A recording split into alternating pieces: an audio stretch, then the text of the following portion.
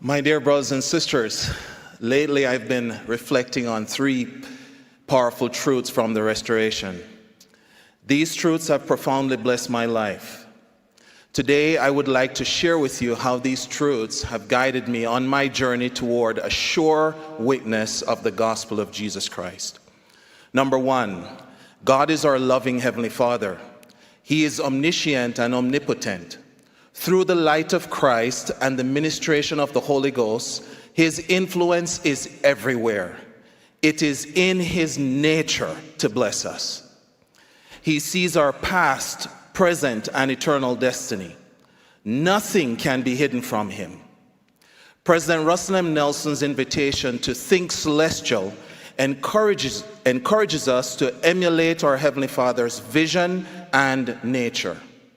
Because of His divine attributes, our Heavenly Father gives us every good gift, each with His eternal perspective and vision in mind. Number two, agency is the gift to choose and act for ourselves. It is also the responsibility to choose well. Jesus Christ paid the ultimate price for that privilege with His precious blood. Sometimes we might believe that agency means doing whatever we want, but the fact that the price was paid means agency is a sacred gift. We are agents, and agents are responsible for something.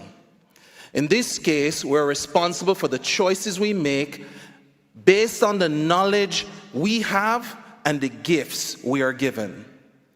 We cannot make a choice without being responsible for the consequences. Why do we have agency? To choose good, to choose Christ, to choose eternal life again and again. Number three, our testimony comes through the power of the Holy Ghost.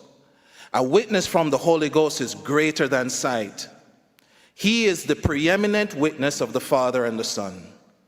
President Nelson taught, in the coming days it will not be possible to survive spiritually without the guiding, directing, comforting, and constant influence of the Holy Ghost. Brothers and sisters, this is why we each need the power of the Holy Ghost today. A testimony through the Holy Ghost can come in many ways. Like a light bulb in a dark room, it can come on dramatically and suddenly. It can come like the sunrise, gradually and over time. It can come like rays of light, intermittent exposure to pure intelligence.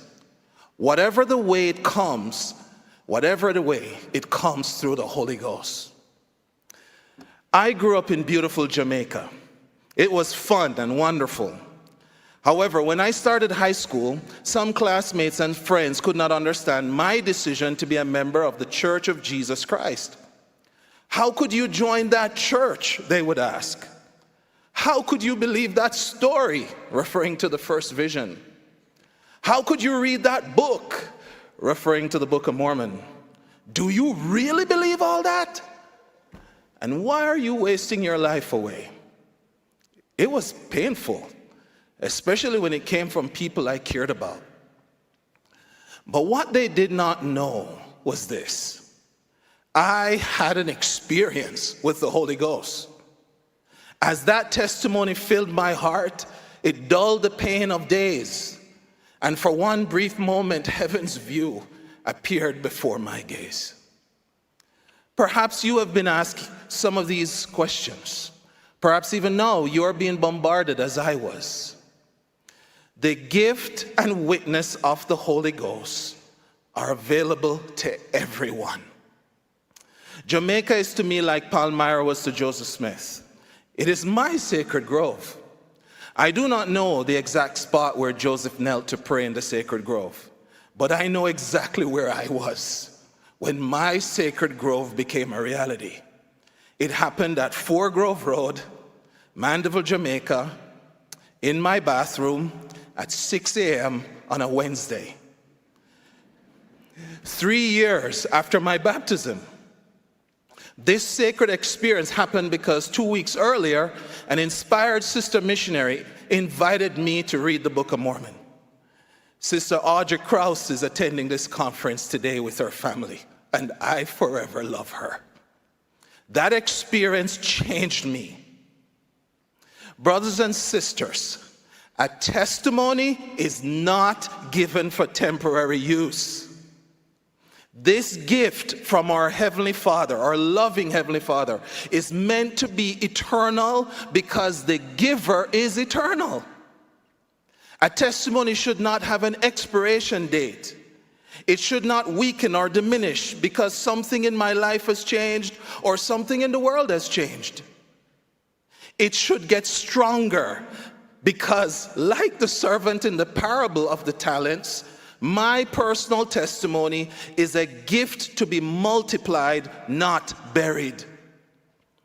Looking back on those difficult days of testing and persecution that I went through as a child has helped me to get to the place where I now know for myself. I not only believe, hope, or trust, even though these are all significant particles of faith on the pathway to a sure witness.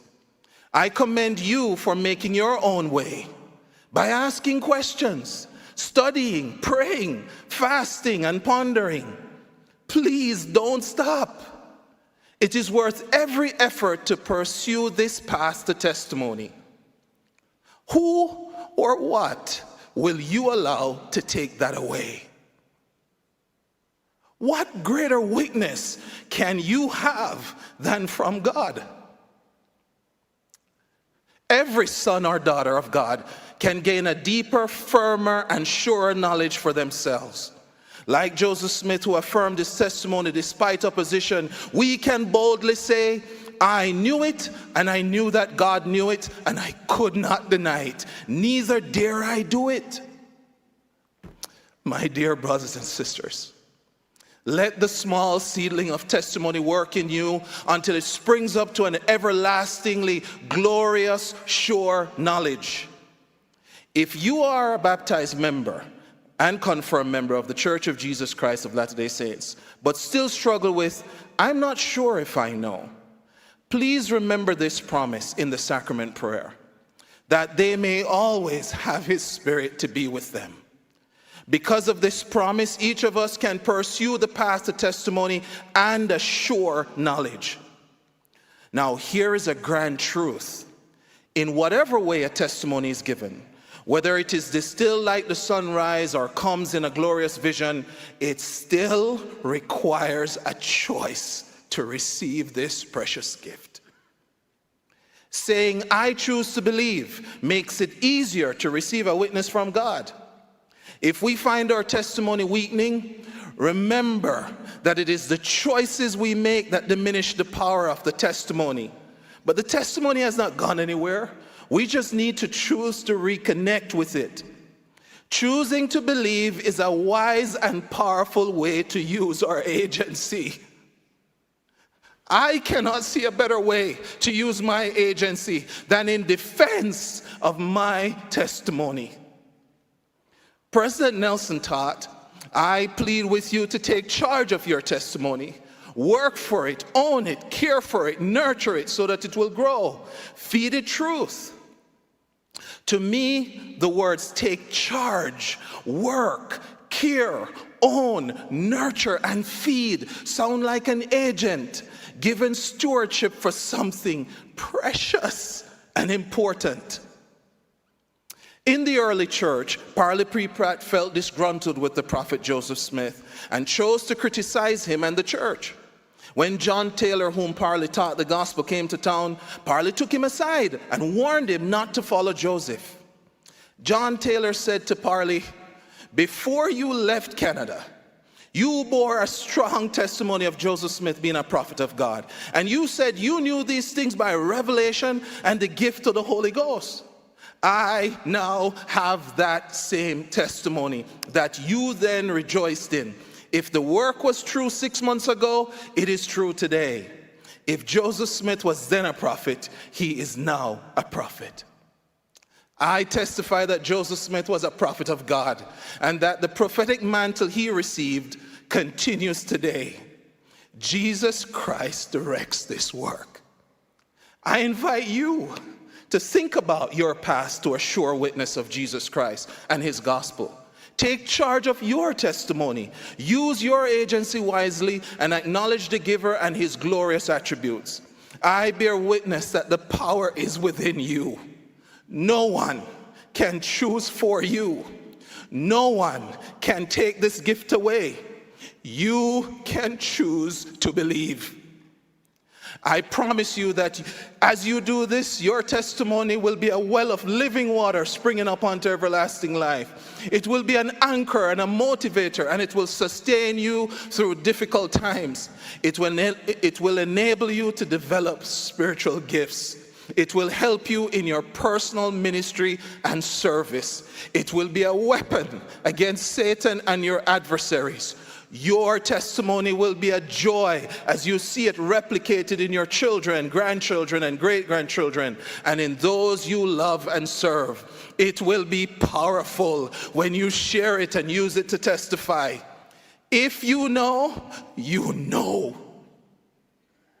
I know that I know. We need more sure witnesses of Jesus Christ and his gospel. Get there, seek it. It is urgent. This is the final dispensation of the fullness of times. Jesus Christ declared this truth. Heaven and earth shall pass away, but my words shall not pass away. Brothers and sisters, a testimony of Jesus Christ was never meant to be a temporary gift. Nothing about it is temporary.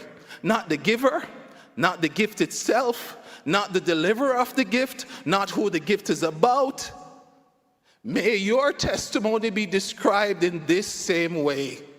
Though heaven and earth shall pass away, your testimony and witness of the gospel of Jesus Christ will not pass away.